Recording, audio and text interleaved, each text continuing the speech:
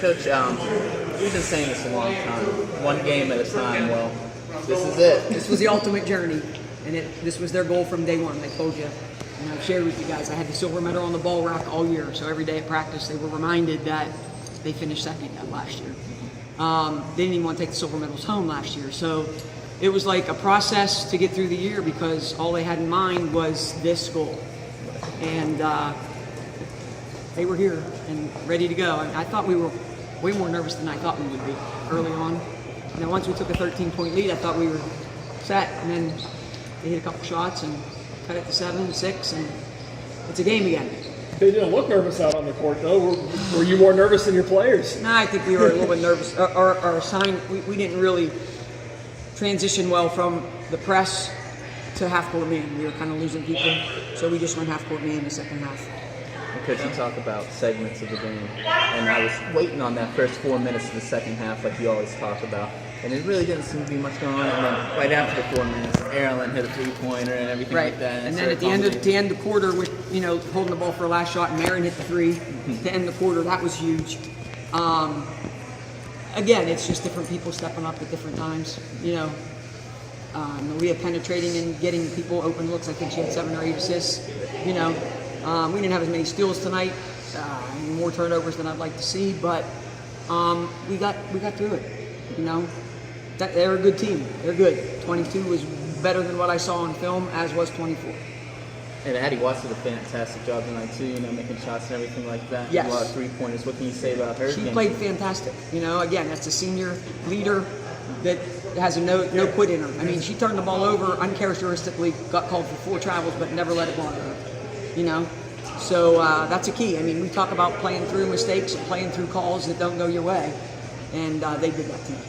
And Marin kind of hit a slump, I feel like, She did. And then what do you do to get her back in there? Well, she has to find a way to either get to the rim or knock down a shot. And once you get her to do that, then she's back in the rim. So. And you mentioned Lauren Summer having the assists all there, but how much did you game plan for Ellie Grybowski, number 13 under the hoop, and really you took her out of her element? Well, we did most of the game. I have a pretty good defender in Megan Pallarino, but she got 2 early fouls, which hurt us. So we had to go different a little bit because then that takes Watts off of a guard and she's my next best post defender. I don't like Marin. I don't like to put Marin there. She's too valuable scoring for us. So, but once Pallarino came back in, we did an awesome job. Coach, back to segments. The last 4 minutes is what I was really focused on of the whole game. Yes. And then I see 7.3 seconds left. Kind of just give the 2 thumbs up. Was it finally setting in at that point? At that time, we were good because it was more than a 2-possession game. So. Thank you. Hey, Coach, I covered something on top of that. Yep. I'm sure they mentioned this already, but rebounding was huge tonight. And how much did you emphasize that this week? Well, we did, and we got killed. I thought in the first half. I thought they had 8 points off offensive rebounds in the first half, and that's what we talked about at halftime. I said, listen, you cannot allow them to get offensive boards and points. We can't give up those points. We got to guard possession and get the rebound and save a possession for get that possession toward us. But I mean, the kids I thought played well defensively for the most part. Our transition early, like I said to him earlier, from the press back to a man wasn't good today because we kept switching who I wanted who to guard. So it didn't work out as well as second half just going straight in.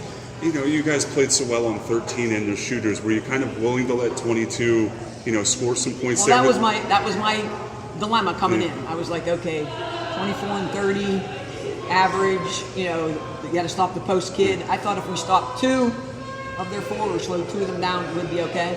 And 22 had a great game. Yeah, and the other big thing is, you guys, especially Maryland, really struggled shooting last year in this championship game. What kind of motivation did that give you this year? And maybe it bled over into other parts of her game last year. And this year she airballed that 3, but she was great. I was going to say it didn't bother her. Right. She had 2 key blocks, huge blocks. So she played the defensive end. She attacked the basket better. We didn't practice at our gym the last 3 weeks. We've been on a big floor practicing with a different background, and so I think that helped us. Coach, Just the one different colleges around? Yeah, Or we actually practice at Newcastle. the Newcastle? All right. Thank you, Coach. Congratulations. Yep. One last question. I'm not really a Lawrence County historian or anything like that, but I believe this is the first state title for a girls basketball team in It is. Lawrence County. It How is. does that feel being the standard bearer? It feels wonderful. I got the first Whippeal at Newcastle, and now I got the first state this year. So, and it's a testament to the kids. I mean, you don't do this without great kids and kids that are willing to work hard and play hard. You know, it's not about me. You know, it's about them. The wins don't come, and it's really more than the wins. The wins are great, but I would rather teach them life lessons and have them grow up to be great human beings and pillars in the community. I wanted to ask about your pin. That's the one that they just gave us to get on the floor. How much does that mean? That means a ton. Last year it was a. I mean, you've got that pin, Title IX. I know you've been vocal. Love it. And you didn't get to play. I just said to the kids when that was playing, I was instrumental. That's when Title IX came through, I was playing and coaching. You know, back in those days when all that came through. So. I think you said when you won your 700th, that when you left Newcastle, you kind of felt like that team could have won a state title. In 2010, yes. Do you feel like you've kind of like a little redemption? Yes, redemption. You came here, you won. Yep. Mission accomplished. Yes, mission accomplished. Well, they say at Hershey, chocolate sweet, but I think gold's a little sweet tonight. Gold's a lot sweeter. How much does it mean to do it with your daughter on staff? Well, it does. I Jessica? mean, she's been great. I mean, she's home. She loves the game. She's been coaching the last few years with us, and she was a player here. So that's special. And you've got the two Nogue sisters. Yep. I mean, it's a family program at this point. Family and great community behind us. The parents are great. Anything else? Time That's to it. celebrate. Thanks. Time to